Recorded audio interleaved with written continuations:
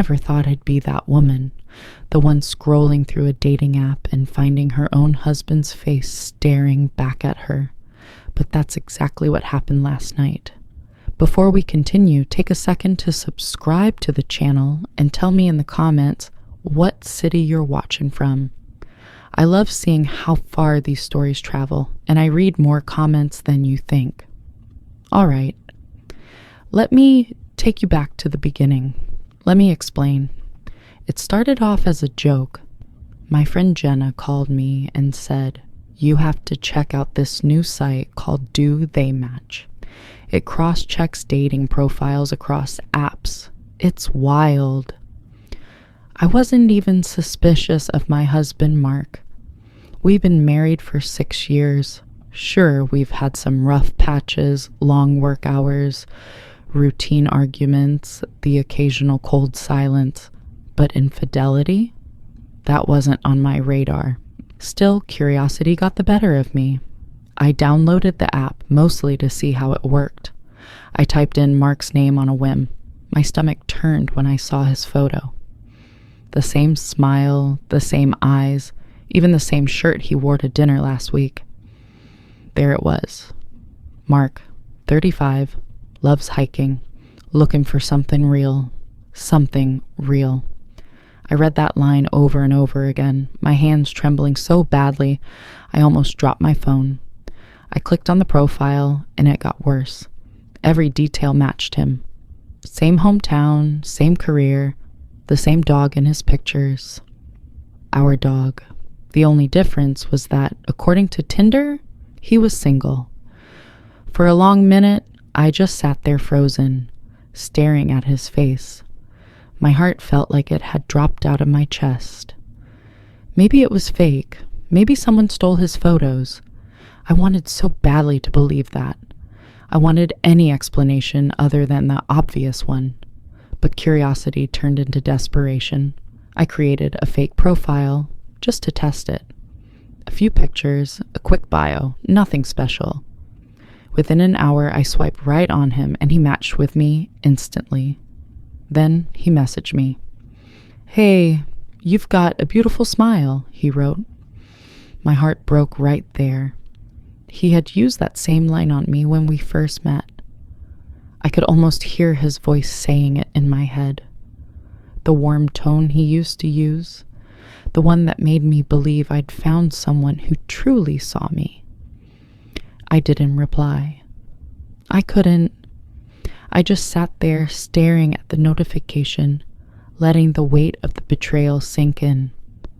All night I lay awake, watching him sleep beside me. He looked so peaceful, so normal, as if nothing was wrong. It made me sick. How long had he been doing this? Was it just flirting? Or had it gone further? Meeting women, lies, hotels, secrets.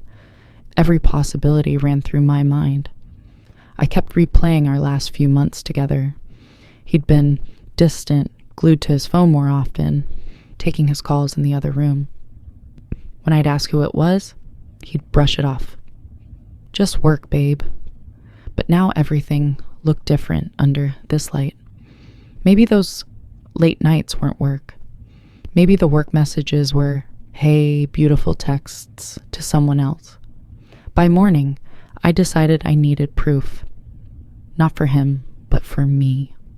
I wasn't going to accuse him blindly, only to have him twist it and make me doubt my own sanity. I screenshotted everything. The profile, the messages, even the timestamp. Then I stared at the evidence, feeling like I was collecting pieces of my own heartbreak into a file. But now comes the part I don't know how to handle: the confrontation. How do you look at someone you built your life with? Someone who held your hand through your father's funeral? Someone who knows every scar on your heart? And ask, "Are you cheating on me?" I keep imagining different scenarios in my head.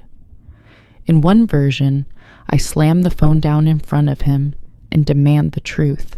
He denies it, of course, says someone must have stolen his pictures, that people do that all the time. Maybe he'll even get angry that I went looking for trouble. In another version, I play it cool.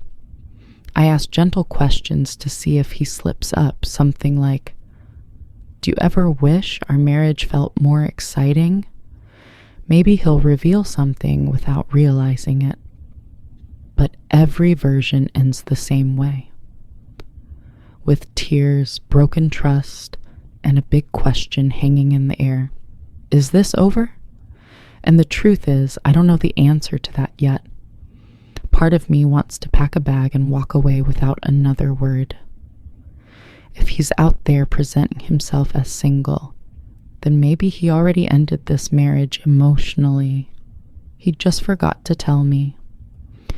But another part of me remembers the years of love, the deep laughter, the plans we made for our future. Can one betrayal erase all of that? Should it? I keep reminding myself, whatever I decide, it can't come from emotion alone.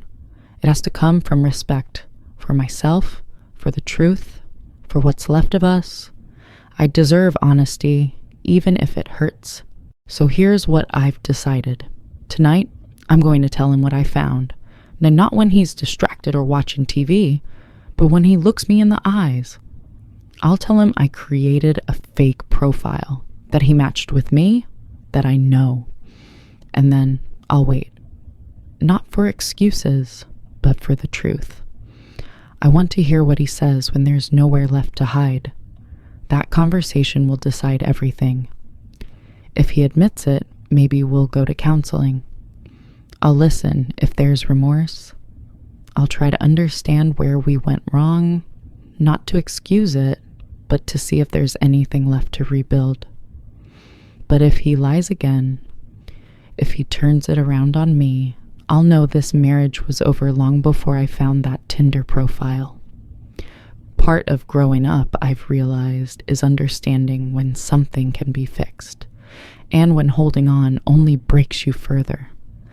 I wanted my marriage to be a forever kind of love. Instead, it became a lesson about trust and self-worth. So no matter what happens after tonight, I've already made up my mind about one thing. I will not beg for the truth from someone who promised to give it freely. If he's out there looking for something real, then so am I. And this time I'll find it within myself.